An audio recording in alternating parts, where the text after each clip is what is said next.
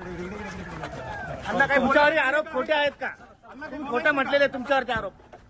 अण्णा काही बोलणार आहे का? काय भूमिका आहे तुमची? आरोपाबद्दल काय बोलाल अण्णा? कराड साहेब आरोपाबद्दल काय मत आहे?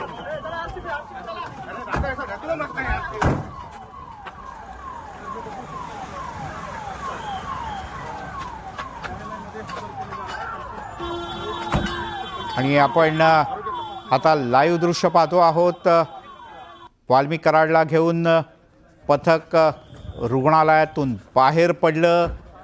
मोठा पोलीस बंदोबस्त तैनात आहे आणि थेट रवानगी इथून. अण्णा काही तुमच्यावर आरोप खोटे आहेत का? खोटं म्हटलेले तुमच्यावरचे आरोप. अण्णा काही बोलणार आहे का? काय भूमिका आहे तुमची? आरोपाबद्दल काय बोलाल अण्णा? केजच्या कोर्टामध्ये आता वाल्मिक कराडला घेऊन जात आहेत पोलीस. इथे मोठ्या प्रमाणात पोलीस बंदोबस्त तैनात करण्यात आला आहे. माध्यमांच्या प्रतिनिधींनी वाल्मिक कराडला काही प्रश्न विचारण्याचा प्रयत्न केला पण त्यानं काही प्रतिक्रिया दिली नाही. आपण पाहतो आहोत पूर्ण फौजफाटा, पोलिसांचा मोठा बंदोबस्त. ही काही क्षणांपूर्वीची एक्सक्लुझिव्ह दृश्य तुम्ही पाहता आहात.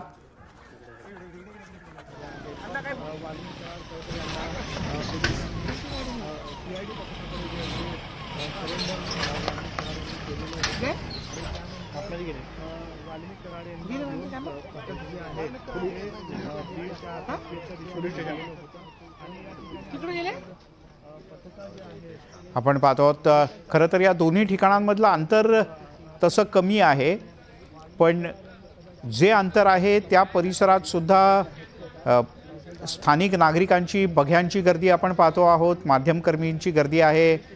पोलीस मोठ्या प्रमाणात तैनात आहेत. माध्यमांचे प्रतिनिधी मोठ्या प्रमाणात इथे पोहोचलेत कारण वाल्मिक कराड काय बोलतात, वाल्मिक कराड यांच्यावर काय पद्धतीची कारवाई केली जाते, कोर्टामध्ये हजर केल्यानंतर सुनावणी काय होते, वकील काय पद्धतीचे मुद्दे मांडतात, या सगळ्याकडे आपलं बारकाईनं लक्ष असेल.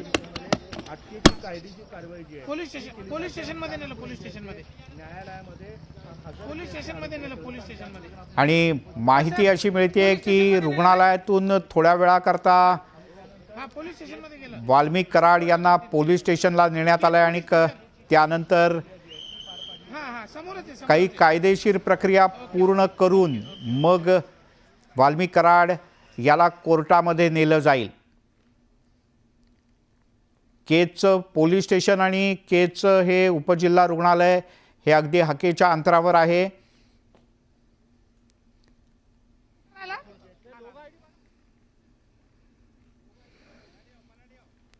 आपण पाहतो आहोत ही काही क्षणांपूर्वीची दृश्य. वैद्यकीय चाचणी संपल्यानंतर वाल्मिक कराडला ही वैद्यकीय चाचणी साधारण 35 मिनिटं सुरू होती. ही चाचणी पूर्ण झाल्यानंतर वाल्मिक कराडला पोलीस बंदोबस्तात रुग्णालयातून बाहेर आणण्यात आलं आणि इथून वाल्मिक कराडची रवानगी आता पोलीस स्टेशनला झाली आणि पुढच्या काही क्षणांमध्ये त्याला केजच्या कोर्टात नेण्यात येईल. CIDच्या वतीनं न्यायालयाला विनंती करण्यात आली होती की रात्री उशिरा रिमांडबद्दलची सुनावणी घ्यावी. पोलिसांची आणि CIDची विनंती कोर्टानं मान्य केली होती. त्यामुळे पुढच्या थोड्याच वेळात प्रत्यक्ष सुनावणीला सुरुवात होईल. अर्थात ही सुनावणी फार दीर्घकाळ चालेल अशी शक्यता अजिबात नाही पण माहिती सूत्रांनी अशी दिली आहे की पोलिसांच्या वतीने जसे वकील इथे तैनात करण्यात आलेले आहेत, वकील पोहोचलेले आहेत, त्यांनी त्यांची तयारी पूर्ण केली आहे, तसाच वाल्मिक कराडच्या वतीनं सुद्धा कोणी वकील इथे पोहोचल्याचं कळतं आहे. आणि इथे सरकारी वकिलांना उत्तर देण्यासाठी वाल्मिक कराडचे वकील सुद्धा इथे उपस्थित असल्याचं कळतं आहे. अर्थात या दोन्ही वकिलांना काही मिनिटं दिली जातील न्यायालयासमोर मुद्दा मांडण्याकरता. सिद्धार्थ गोदाम आपले प्रतिनिधी आपल्यासोबत जोडले गेले आहेत. सिद्धार्थ, साधारण एक 35 ते 40 मिनिटे तपासणी झाल्यानंतर आता पोलीस स्टेशन आणि मग कोर्ट, काय काय पुढची प्रक्रिया आहे?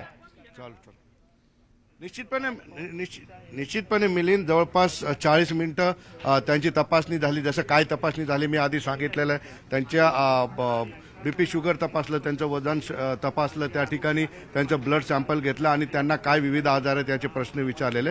मात्र आता मी तिथून बाहेर पडलेलो आहे आणि आपण बघतोय कोर्टाच्या गेटसमोर मी उभा आहे आणि या ठिकाणी कराड यांना थोड्या वेळात आणलं जाईल आणि कोर्टाच्या अगदी समोर पोलीस स्टेशन, मी या ठिकाणाहून तुम्हाला ते पोलीस स्टेशनचा बोर्ड दाखवू शकतो, त्या ठिकाणी त्यांना नेण्यात आलेले. मात्र पोलिसांनी त्या ठिकाणी मीडियाला मज्जाव केलेला आहे. मीडियाला प्रत्येक ठिकाणी पोलीस काळजीपोटी अडवते. इथं सुद्धा आम्हाला सगळ्यांना कोर्टाच्या गेटच्या बाहेर थांबण्यात आलेलं आहे. निश्चित पोलिसांची जबाबदारी आहे. एकही गाडी कोर्टासमोर थांबू दिली जात नाही. अख्खा फौजफाटा आहे.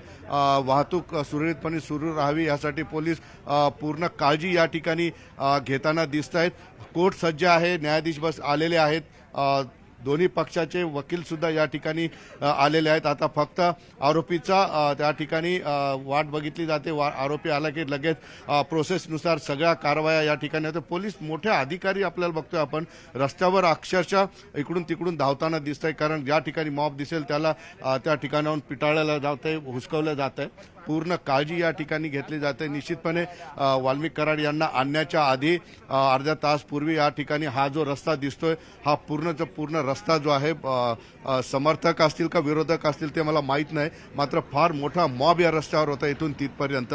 ही पूर्णची पूर्ण मॉब जो आहे, ही पूर्णची पूर्ण गर्दी पोलिसांनी हुसकून लावलेली स्ट्रायकिंग फोर्स या ठिकाणी आलेला आहे आणि त्यांनी हे सगळं हुसकवल्यामुळे या ठिकाणी परिसर पूर्णपणे शांत दिसतोय. निश्चितपणे बीडची गर्दी म्हटलं की कुठलाही विश्वास सांगता येत नाही, कुठलीही रिस्क घेता येत नाही. आपण बघतोय इकडच्या बाजूला पोलिसांनी ज्या पद्धतीनं वाहतूक थांबवलेली आहे आणि त्या ठिकाणी मॉब सुद्धा थांबवलेला आहे. जसं सांगितलं मिलिंद मी, बीडच्या गर्दीचा कुठलाही भरोसा नसतो आणि बीडची गर्दी कधीही काहीही करू शकते. त्यामुळं पोलिसांना सुद्धा बीडच्या लोकांच्या सवयी माहीत आहे, त्यांची मानसिकता माहीत आहे. म्हणून वाल्मिक कराड यांना आणण्याच्या आधी अर्धा तास हा पूर्ण परिसर निर्मनुष्य करून टाकलेला आहे. आता सगळी शांतता आहे. नो मॅन्स झोन या ठिकाणी करण्यात जरी असला तरी केजमध्ये खूप मोठ्या प्रमाणात पोलीस बंदोबस्त आहे आणि कुठंतरी एक तणावाची परिस्थिती आहे. मात्र अंडर कंट्रोल आहे. त्याच मुद्द्यावर येणार होतो. तुझ्या पाठीमागचा रस्ता पाहिला, ती थांबवलेली वाहनं आणि गर्दी पाहिली की लक्षात येते ही नुसती शांतता नाहीये तर तणावपूर्ण शांतता सध्या केजमध्ये पाहायला मिळते. हे तेच केज आहे की जे यापूर्वी वेगवेगळ्या कारणांनी गाजलेलं होतं. ते जुने संदर्भ आता आपण देण्याचं काही कारण नाही, पण हाकेच्या अंतरावर असलेल्या पोलीस स्टेशनच्या इथून जवळच कोर्ट आहे. पुढच्या काही मिनिटात पोलीस स्टेशनमधल्या काही तांत्रिक कायदेशीर प्रक्रियेच्या गोष्टी पूर्ण करून वाल्मिक कराडला आता पोलीस स्टेशनमधून कोर्टात नेण्यात येईल. ही जी शांतता आहे ती निश्चित तणावपूर्ण शांतता आहे. सिद्धार्थ,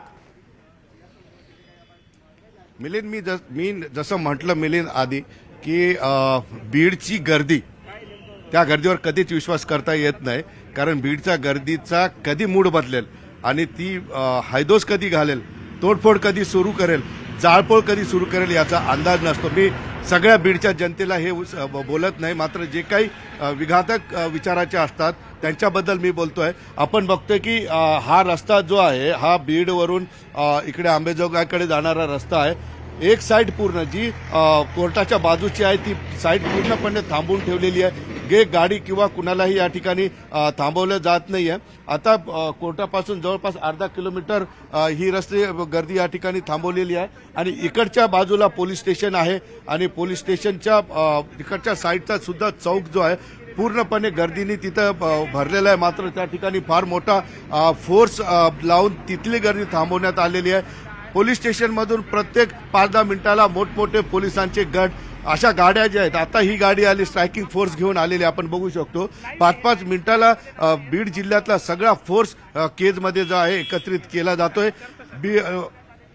पोलीस कुठल्याही पद्धतीची रिस्क घ्यायला तयार नाही, कसल्याही पद्धतीचा थोडासा सुद्धा चूक व्हायला नको बंदोबस्तामध्ये म्हणून पोलीस रस्त्यावर आहेत.